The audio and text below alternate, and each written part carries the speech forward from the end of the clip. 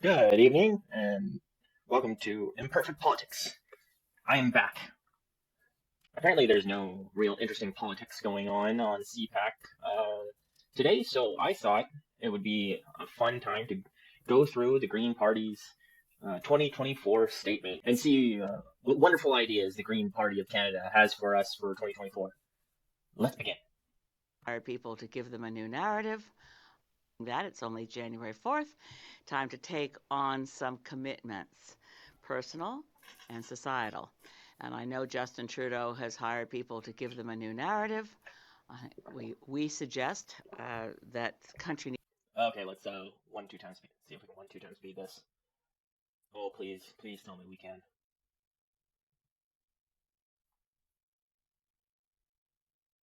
No, we cannot. I apologize. Needs to pull together, and that the narrative people want to see isn't a new story but results. So, with that in mind, we have resolutions, New Year's resolutions, along the themes of peace, order, and good government. And with that, je donne la parole à mon Oh yes, that's that's the Green Party for you. Peace, what? Love and good government. Uh huh. Uh huh. collègue, mon partenaire, Jonathan Pedneau, le chef adjoint du Parti vert du Canada.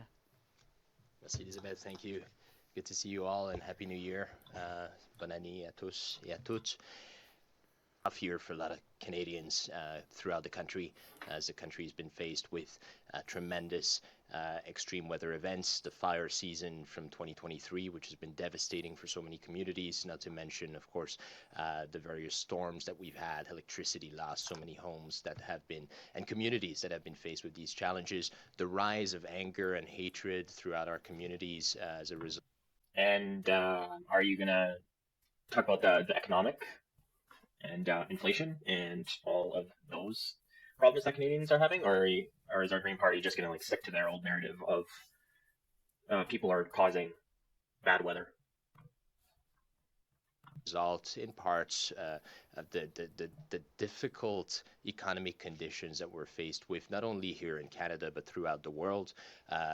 Politicians, political leaders who are steadfastly using this rise in anger in the communities to advance political points, but at the detriment of social cohesion. There is money in this country, but it's poorly distributed. We've been calling for many years for a guaranteed livable income. This Okay. Well, I apologize. They are going to talk about it. is a great opportunity right now that Canada has. We've got the money. The money is there. We saw just a couple of days ago that CEOs in this country have already made in one day more than the average Canadian salary, roughly $60,000 in one day, with average salaries that range around 15 million a year. That is a lot of money. And money needs to be taxed and it needs to be redistributed. Now, the burden of that taxation cannot be on the middle class. It needs to be, and we'd love to see some courage and some determination from our Liberal and NDP friends to actually go and get the money where it is and redistribute it. So we're not talking about printing new money, we're talking about redistributing the wealth that currently exists in this country. Yeah. So he's talking about Canada having money. Yeah. If you go on the Canada's national debt clock, Canada's federal debt is 1.2 trillion with a T, and I want to emphasize $1 trillion. So yeah, we totally have money here. Oh, uh, if you do go to the Canadian Taxpayers Federation, you'll also see my share of our debt is $30,626, and the gross debt per pay is 109 million. Oh, let's just say $110 million. So, and what do we have? 40 million people in this country? Yeah. We totally have a ton of money. And when they say it's all CEOs not paying taxes, that's not true. They pay the amount of taxes that the law accounts for. We have a tax system that allows for tax deductions for people who own companies, and to say that there's an issue between what a CEO owns and or what a CEO makes and just a normal employee makes. I mean, of course, the CEO is going to make more. But I'm starting to rant here, so. We can't have a rental real estate market that is solely focused on the margins of profit. We need to have a humane market here, and that might demand that the government acts more directly to make sure that the 20% of the real estate market that is currently owned by real estate investment trust funds be led in the direction of providing affordable housing, and we'll come up with some concrete solutions and propositions for this government very soon. But that is something where we'd love to see the government take more of a strong lead. I'll pass it back to you now. Yes, I participated in COP28 and yeah, that's we already have so much regulations on our housing market already. We don't need more to stifle it. What Pierre Poilievre say, it costs I want to say $4,000 to get just a normal housing permit, 4 or 40. Let me look that up real quick. Okay, yeah, I guess it was close. $10,000 to $30,000. So just include more government regulation in that, saying like, oh yeah, you have to build more government housing here, more government housing there. I don't know if that's going to be such a great idea. I'm not too keen on more government regulation, especially for the housing market, because we've already seen how much they've destroyed it already. But yeah, let's continue. Dubai from November 30th till December 14th. So very much on my mind, of course, is the climate crisis. Canada played a very positive and constructive role at COP28, to be clear, so that credit where credit's due. I was pleased to know that my government was working with a coalition of countries working for the language phase out fossil fuels.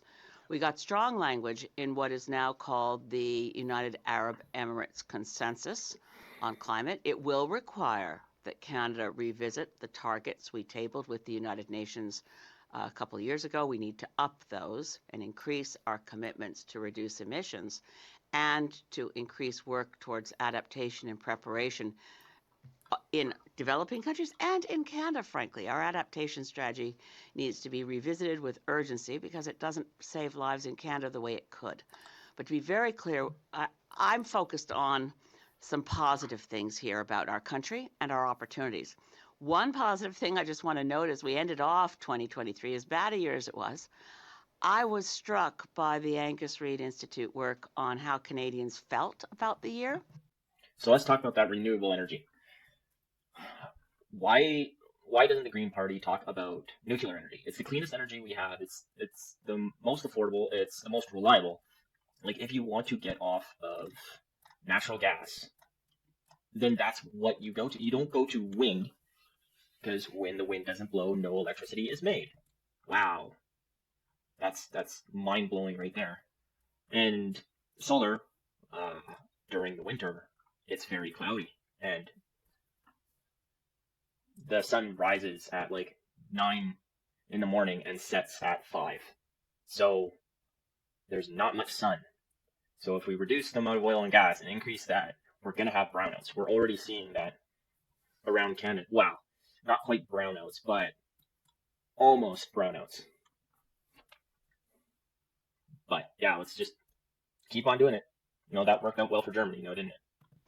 Overall, the great majority of Canadians express that they are happy with how they feel. Okay, I'm going to have to look up that poll. About their life in their country. I particularly was struck by the fact that the word used most often by Canadians to describe 2020, how you feel at the end of 2023, the word was grateful. And I think we have to stress as leaders in this country, regardless of party, that this is the best country in the world. Who would want to live anywhere else? Starting with gratitude, I think, is a good place for 20. It used to be. It used to be when you could buy a home. It used to be when groceries didn't cost $70 for 3/4 of a bag of groceries. But what do I know? No, let's ask these rich politicians how grateful we are for all their work in government. 2024.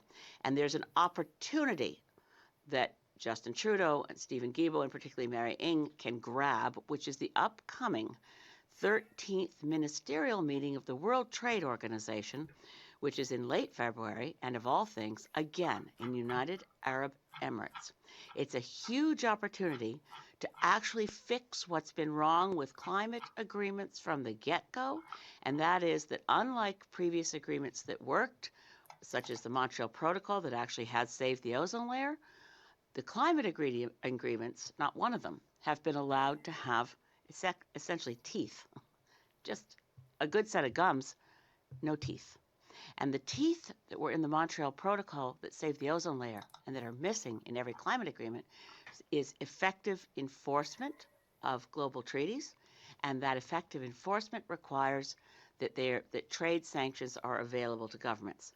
Now, to take a step further, we can't go back and renegotiate the Paris Agreement, but we can, and we should, ensure that the United Arab Emirates Consensus from December 2023 be the overarching goal of the United Arab Emirates 13th Trade Ministerial in February 2024, and that we as a country and that Minister Ng lead the charge that says all the Paris Agreement targets supersede trade deals, and within the World Trade Organization, this needs to be understood so that there aren't trade impediments put in the way of the commitment that was just taken on the world triple our investments in renewable energy, for example.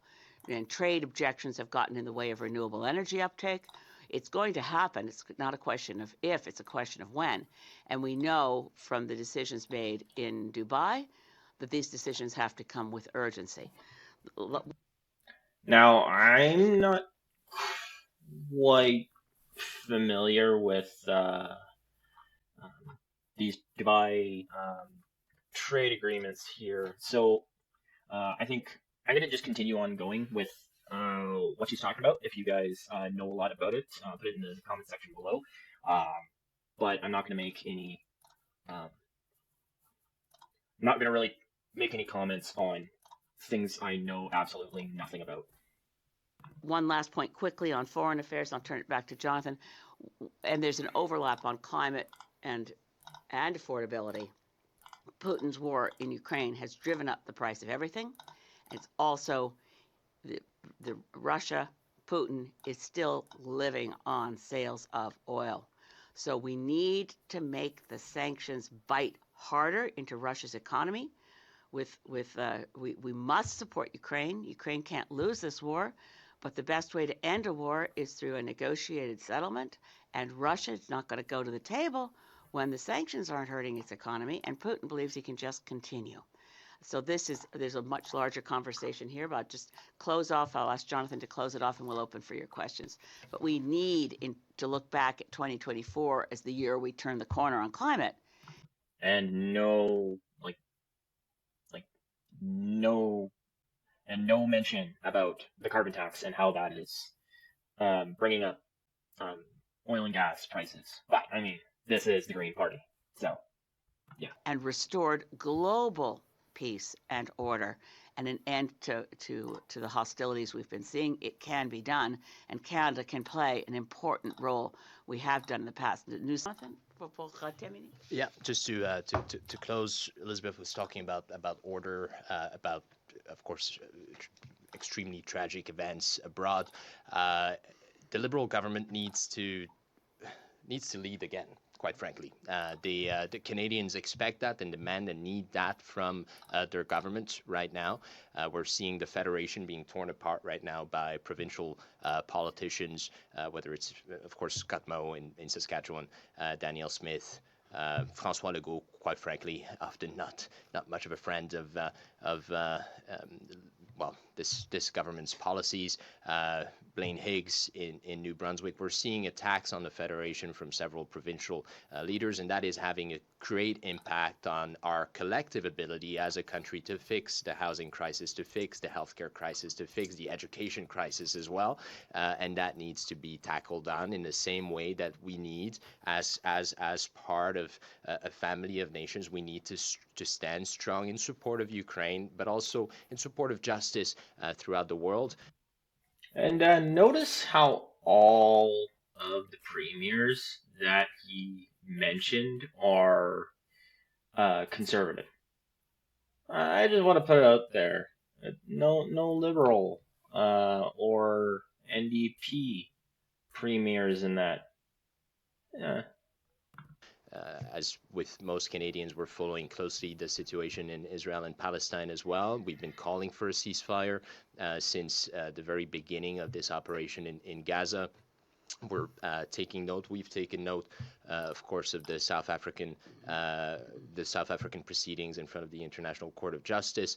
We ask that Canada support, at the very least, this judicial process and awaits the results of the court's decision on whether or not the state of Israel is currently committing genocide. And whatever the ruling is, Canada will need and needs to support the conclusions of the International Court of Justice, just as we've done in the past. This is it's an international court that we've helped establish many decades ago, and if we are to stand strongly for international rights and international law, then we need to be consistent in our approach, and so it's going to be important that Canada follows through with whatever the decision is in that regard. So with that, I think we'll take some. Also, about that, I don't know enough about this Israel and Palestine conflict to really make any decisions on that. The history on that's a lot older, and yeah, I'm not knowledgeable enough about what's going on, so I'm just gonna leave that alone. Some questions. You've been co-leaders for almost a year now. I was wondering, so you had resolutions for the Liberal government. What are your resolutions for the next year? Well, we're building so that we just won a pretty decisive one, the Green Party of Ontario, but Greens won a very decisive upset in Kitchener Centre. We have to be winning more seats federally and provincially across the country. In Kitchener Centre, Ashland Clancy's vote was more than the combined votes of those for the NDP, Liberal. And that's pretty much all our Green Party had to say for that. All the rest of that is just the questions. I can go through the question and answer period later if you want me to, but this video is already running a little bit long. So, if you agree with the Green Party, let me know below, because of course my politics are mostly imperfect politics, so that's why we call this imperfect politics. So I'd love to hear what you guys think below. Thanks, and have a good night.